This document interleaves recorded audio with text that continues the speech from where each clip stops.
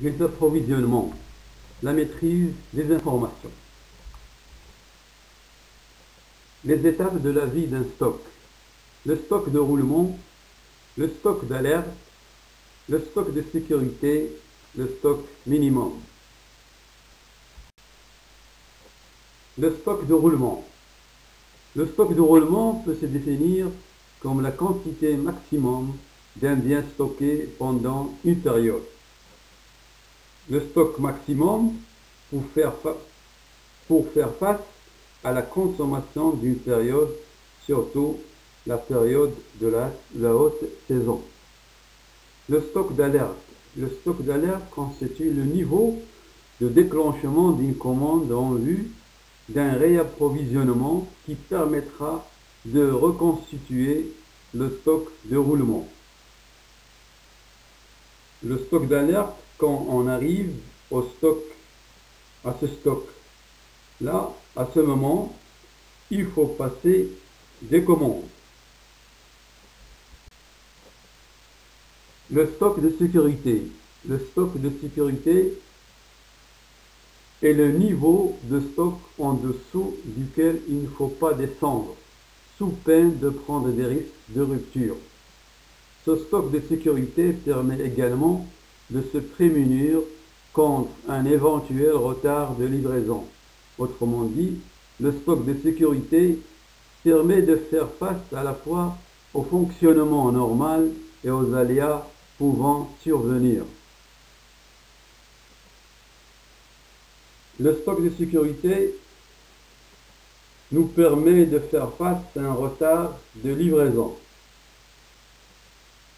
Ce sont les aléas qui peuvent arriver, ou bien les imprévus, ou bien les risques qui peuvent arriver. Le stock minimum. Le stock minimum permet de faire face à un fonctionnement normal sans aléas, c'est-à-dire sans imprévu, sans risque, mais à éviter au maximum d'arriver à ce stade.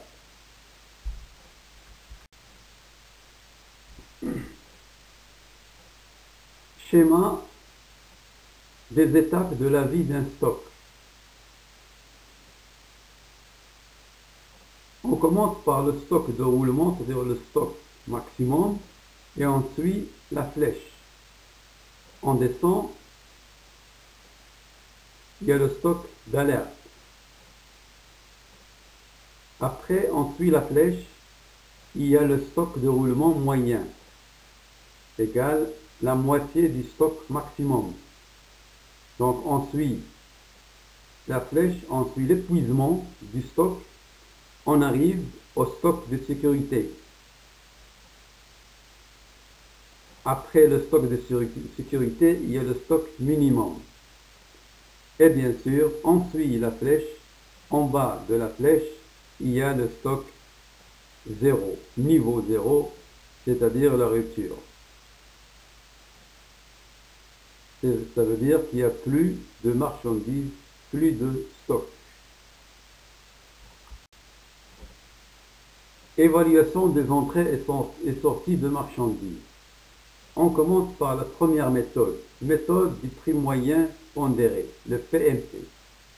Prix d'achat égal, c'est-à-dire car il contient compte du prix d'achat de la marchandise. Moyen car il tient compte de toutes les entrées de la période, mais également du stock initial. Pondéré car il tient compte des entrées successives à des prix éventuellement différents.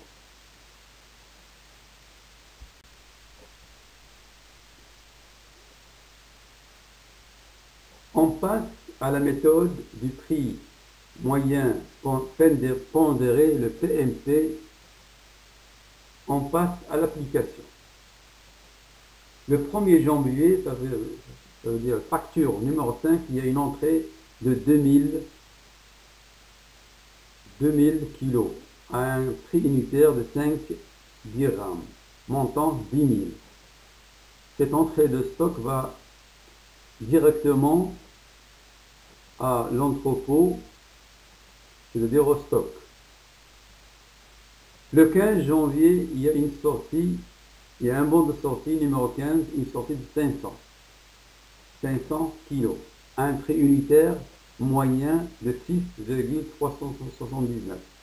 Alors le système a calculé un prix moyen qui est de 6,379 qui va être appliqué pendant toute cette période.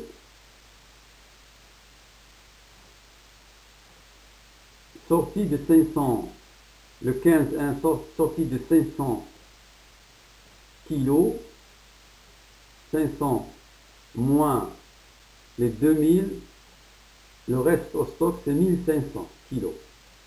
Le 31 janvier, bon numéro 18, il y a une sortie de 700 kilos, un prix unitaire moyen de 6,379. On va déduire ces 700 de 1500. Le reste au stock c'est 800. Le 2 février, facture numéro 20, entrée de 1200 kg à 6 dirhams. Ce stock va être rajouté à 800. 1200 plus 800, ça nous donne un stock de 2000. Le 15-2, bon numéro 23, il y a une sortie de 600 kg à un prix unitaire de 6,379, prix moyen. 600 qu'on va déduire de 2000. Le reste en stock, c'est 1400. Le 28 février, bon numéro 32, il y a une sortie de 720 kg. Toujours un prix moyen de 6,379. 720 moins 1400, ça nous donne 680 kg qui restent en stock. Le 1er mars, entrée de marchandises, facture numéro 38, 1320 kg à 8,10 dirhams. Cette quantité va être rajoutée au stock qu'on a de 680 plus 1320, ça nous donne 2000 kg en stock. Le 15 mars, bon numéro 38, une sortie de marchandises de 600 kg, un prix moyen pondéré de 6,379. C'est 600 kg qu'on va déduire de 2000 qui nous donne 1400 kg qui restent en stock. C'est le stock final. Stock final de 1400 kg multiplié par 6,379 prix unitaire, ça nous donne une valeur du stock final de 8930,60.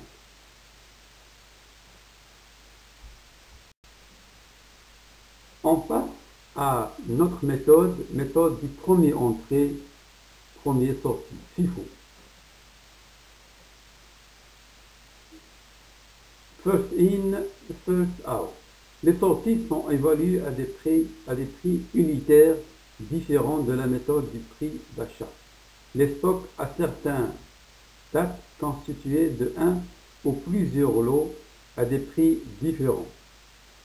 La valeur de stock final est différente de celle résultant de la méthode précédente. Donc c'est une autre méthode, on va voir l'application. Application de la méthode premier entrée, premier sortie, FIFO.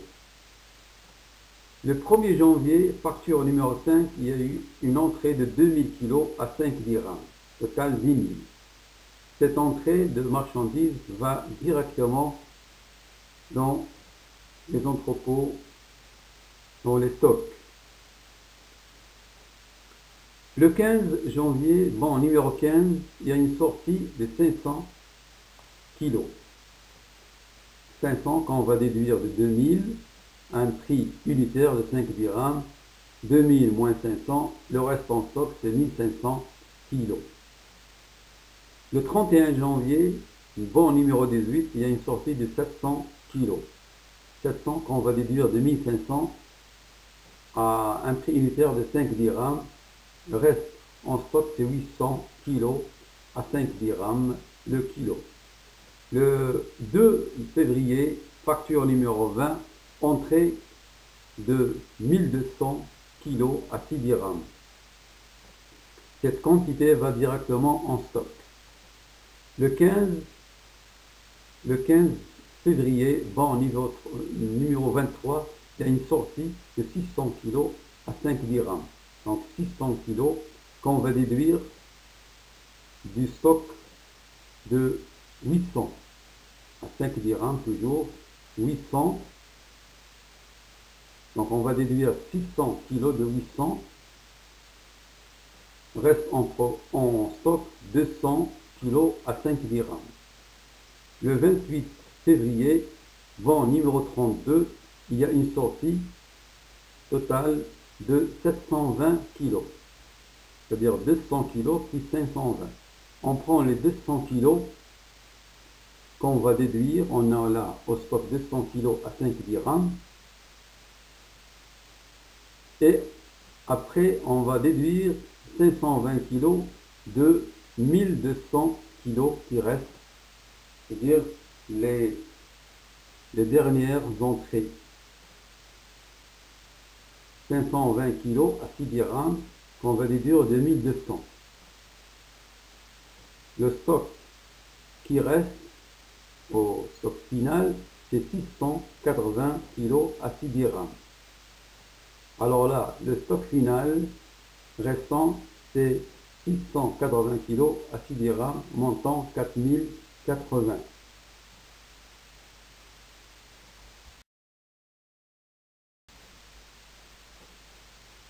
L'informatisation de la tenue des stocks.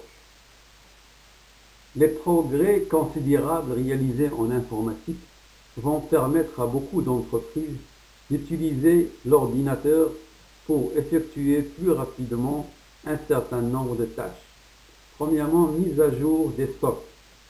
Deuxièmement, suivi des demandes de produits. Troisièmement, prévision des besoins. Quatrièmement, déclenchement des commandes. C'est la gestion dite scientifique des stocks.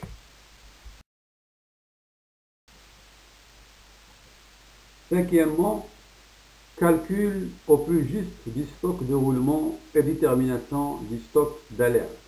Sixièmement, le stade le plus perfectionné de l'informatisation, intégration informatique et la gestion automatique des stocks.